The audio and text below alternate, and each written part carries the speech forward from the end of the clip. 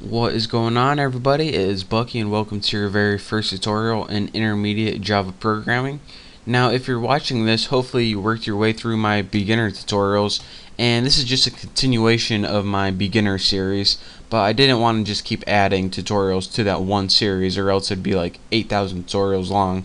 So that's why I'm splitting it up, and we're going to start from there, the end of there, and we're going to pick up on string methods because that's where we ended off, obviously, and that's what we're going to be going over today. So if you don't know anything that I'm teaching today, I would highly recommend you going to my beginner series, and I'll put a link to those series on the right hand side, or actually I'd probably be too lazy to do that, so you just got to go find them on my homepage or something. But anyways, they're out there, so go find them. So now that we got all the basics covered with strings, we want to go over some things, and what I want to teach you in this tutorial is some cool methods that they're called start with and end with, and they pretty much do exactly like they say. They allow you to loop through an array, or even just look at one string if you want, but that's kind of worthless. And what they allow you to do is pick out all the words that begin with certain letters. So let's go ahead and make a string array, and we'll just name it words. Why? Because it's just gonna have a bunch of words in it, and I'm gonna name it funk. Let's see, chunk. Let's see what else will work for this tutorial. Furry. And I normally say that you can create your own words, but use the words that I'm using because and Baconator, because we're going to compare them, and I chose these for a very specific reason for this tutorial. So copy them just like I did.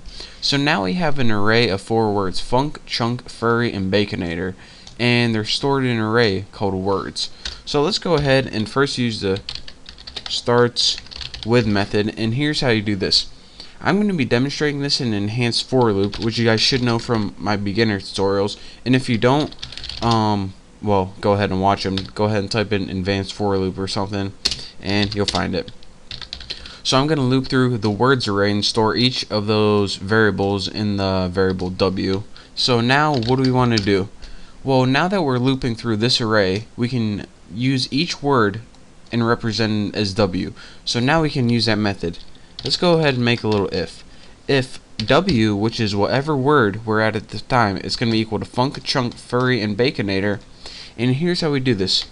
Starts with, and is your parameter, just go ahead and type what you want to start with. And we'll go ahead and put fu. So, ooh, I didn't even know that. Ouch, should I put that? Yeah, I definitely should put that. So now what we should put is, if this word starts with fu, what do we want to do? Let's go ahead and system out print line, and let's go ahead and just put like something like w plus starts with fu. Good enough. So now here's what we're doing in this tutorial. Since we have this enhanced for loop, it's going to allow us to easily loop through this array right here.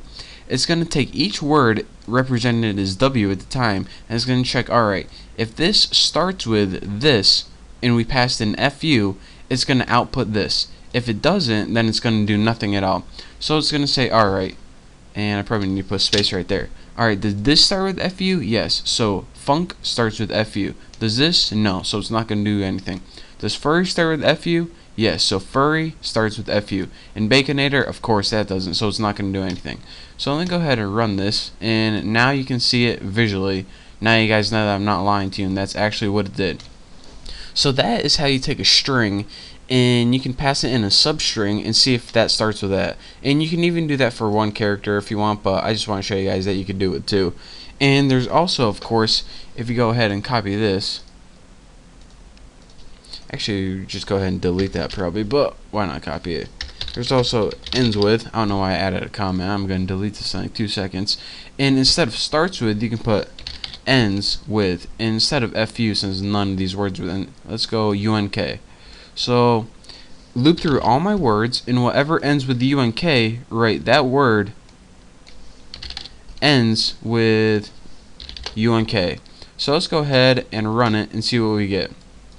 This is from our old method that we built, and now we get funk ends with unk and chunk ends with unk.